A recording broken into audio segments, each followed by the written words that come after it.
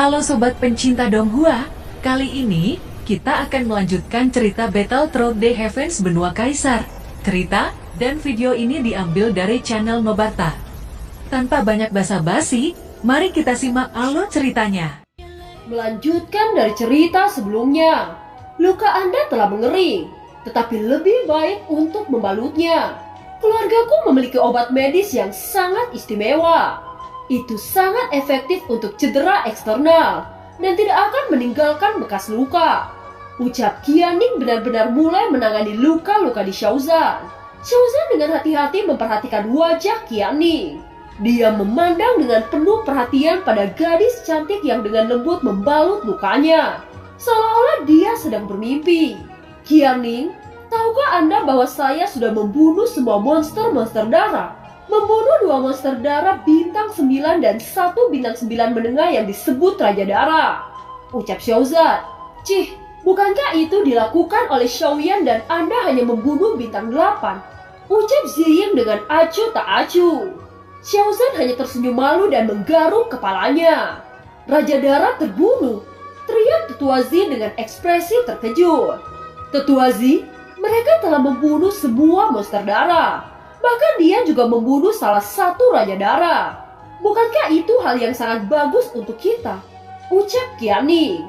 Tetua Zi menggelengkan kepala lalu berkata, itu bukan hal yang baik. Saya takut jika Dewa Darah lainnya mengirim pasukan yang lebih kuat untuk menghancurkan suku kita. Dengan kekuatan kita sekarang, kita tidak mungkin bisa melawan mereka. Ucap Penatua Zi. Penatua Zi tidak perlu khawatir. Selama kami di sini, kami tidak akan membiarkan monster darah bertindak sesuka hatinya. Selain itu, saya juga ingin menghancurkan mereka semua. Ucap Xiaoyan. Mendengar ini, Penatua Zi tersenyum pahit. Dia melihat Xiaoyan dengan penuh kekaguman yang luar biasa. Hanya dengan 6 orang mereka mampu membunuh 100.000 monster darah.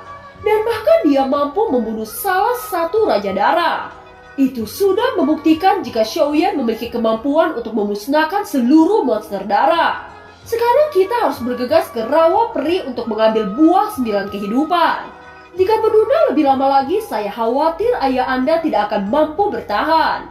Ucap Xiaoyan kepada Qianing. Xiaoyan, saya mengetahui jalan pintas menuju Rawa Peri. Tetapi jalan itu penuh dengan bahaya. Apakah Anda bersedia mengambil jalan itu? Ucap Penatua Zi. Oh, kalau begitu tolong katakan.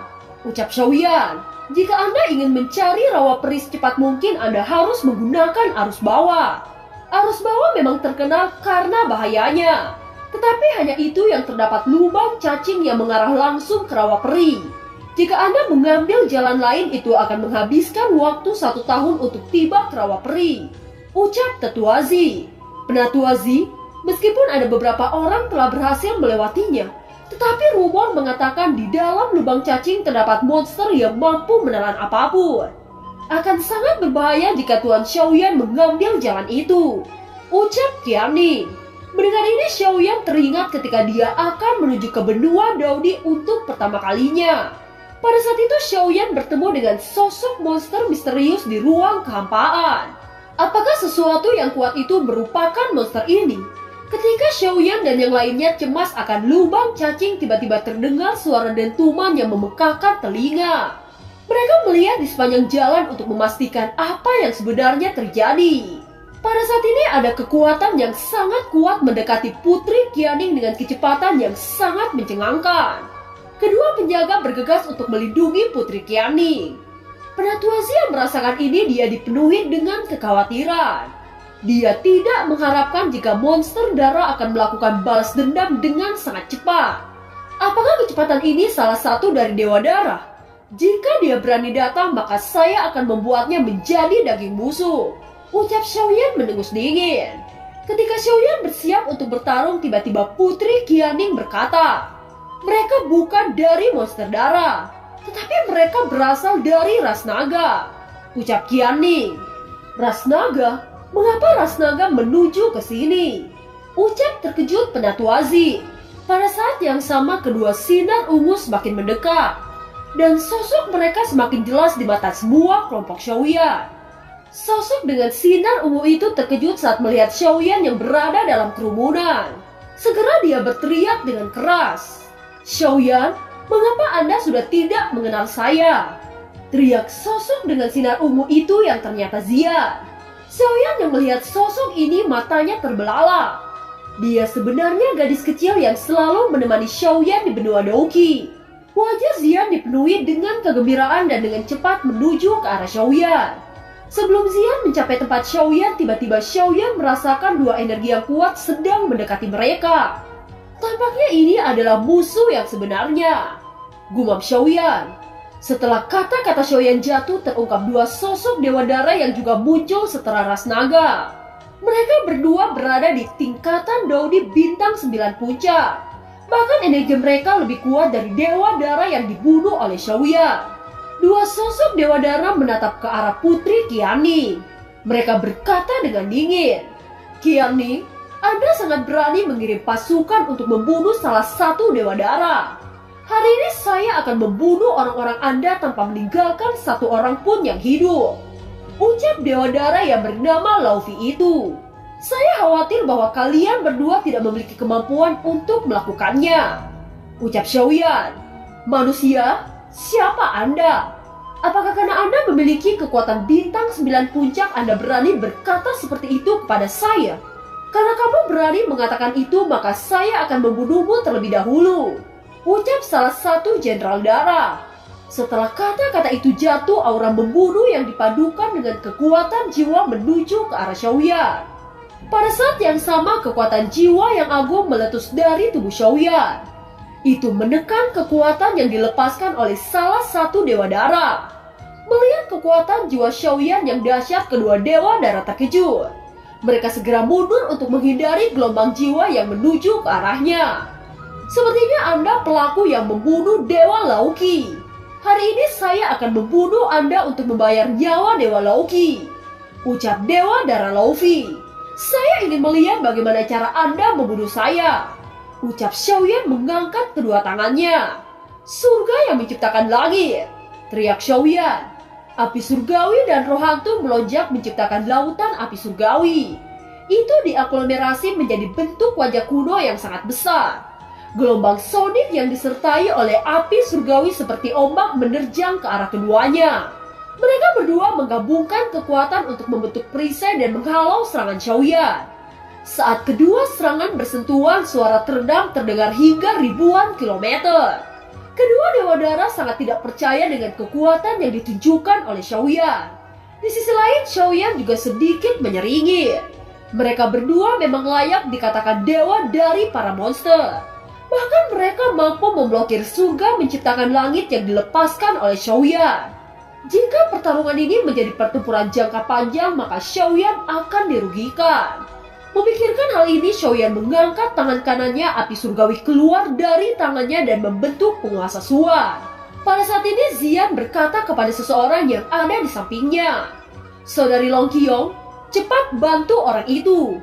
Dia adalah seseorang yang pernah saya ceritakan kepada Anda. Dia merupakan orang pertama yang mampu menerobos Daudi di benua Douqi," ucap Zian.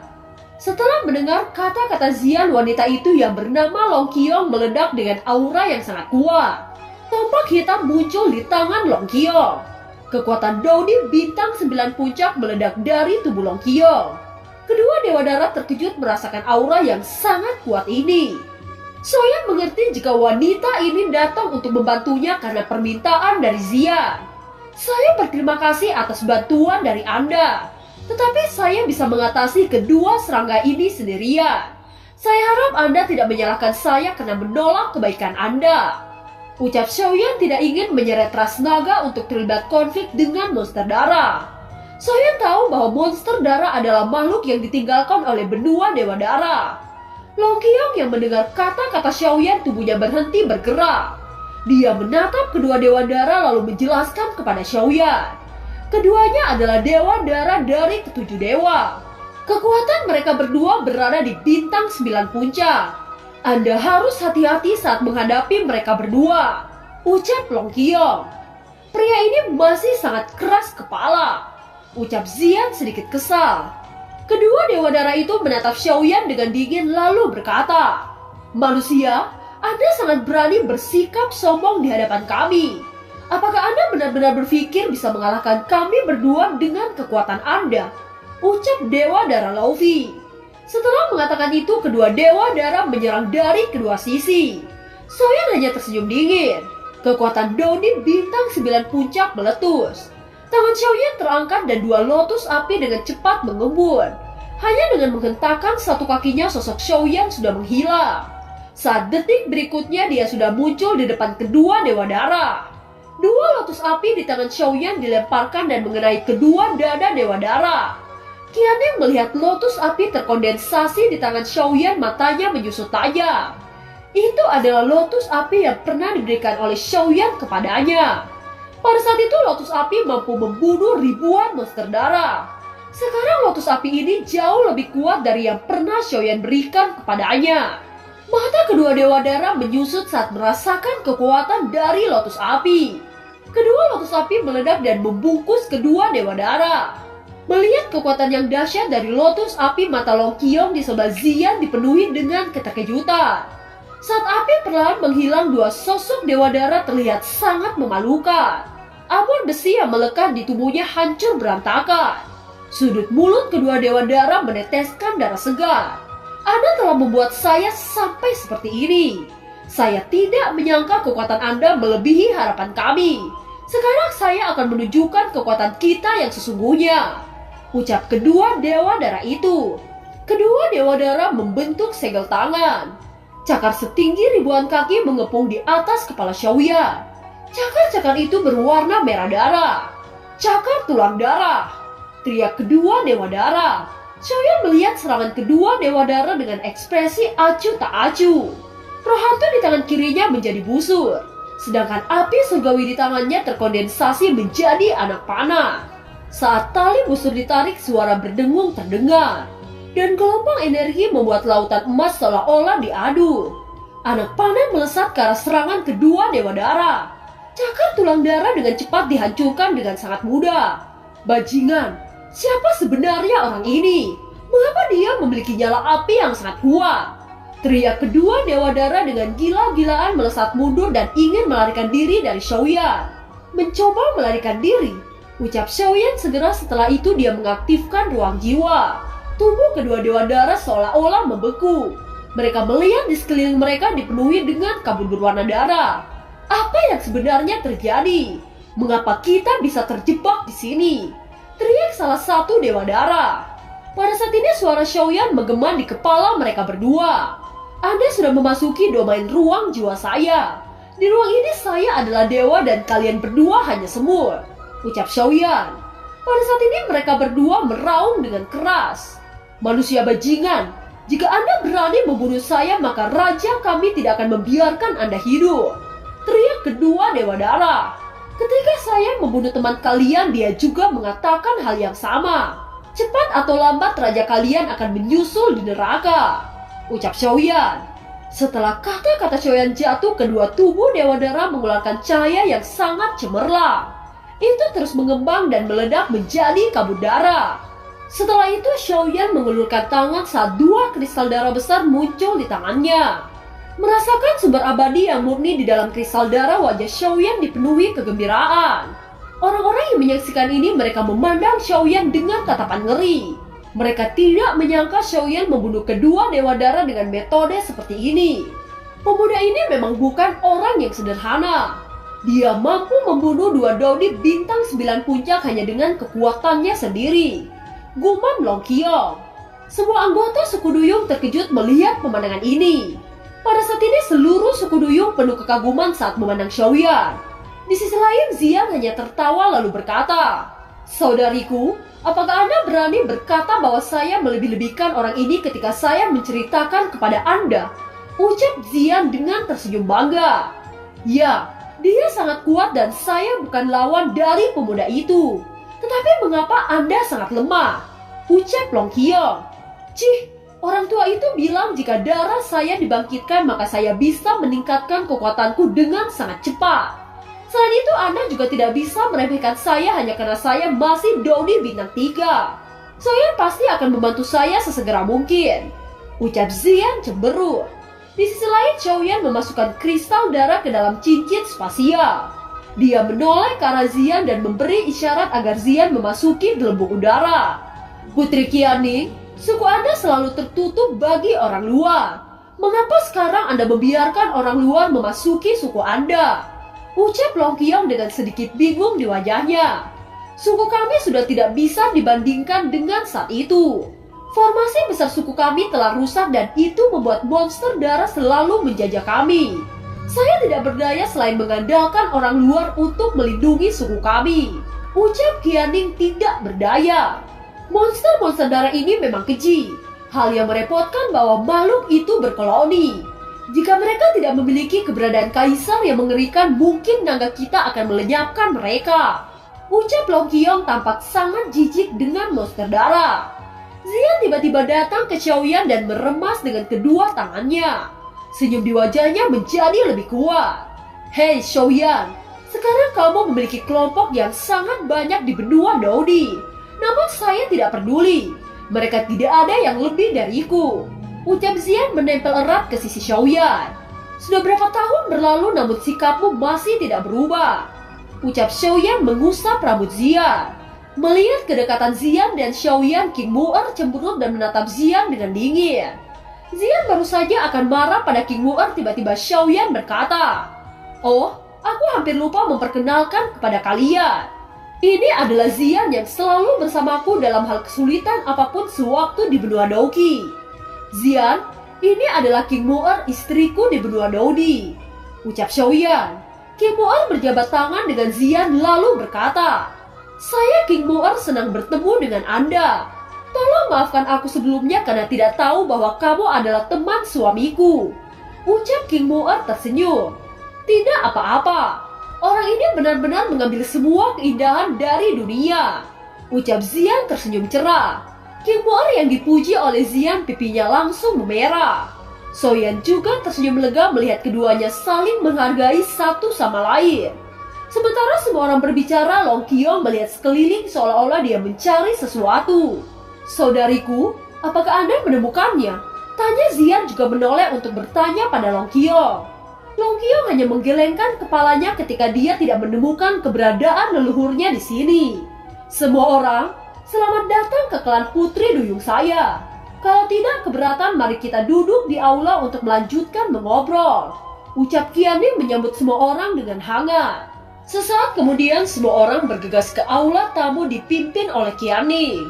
Setelah mereka menemukan tempat duduk masing-masing, Xiaoyan menoleh ke Zian lalu berkata, "Zian, apakah ada buah 9 kehidupan di ras naga Anda?" Tanya Xiaoyan. "Oh, apakah Anda membutuhkan buah 9 kehidupan? Kebetulan saya memiliki 1 dan saya akan memberikannya kepadamu." Ucap Zian mengulurkan telapak tangannya dan cahaya dengan warna cerah muncul di tangannya. Seketika semua orang terkejut ketika melihat buah kehidupan yang dikeluarkan Zian. Ini adalah pertama kalinya mereka melihat buah kehidupan. Hal yang membuat semua orang tertegun bahwa buah kehidupan ini sebenarnya sangat mirip dengan bentuk manusia.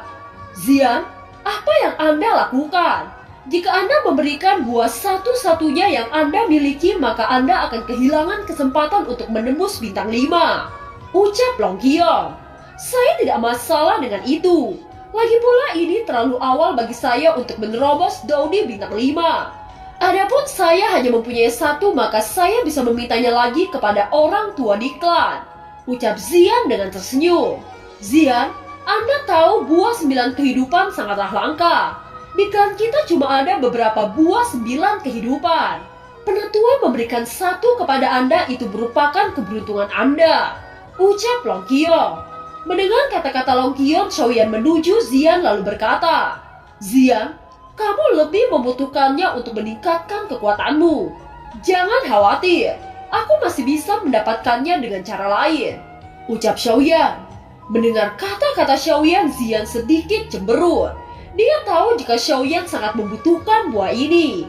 "Xiaoyan, aku akan tetap memberikannya kepadamu tidak peduli apapun itu." Ucap Zian. Xiaoyan mengerutkan kening melihat bahwa Zian masih sangat keras kepala. Segera dia berkata dengan suara tegas, "Xian, kali ini kamu harus mendengarkan apa yang aku katakan.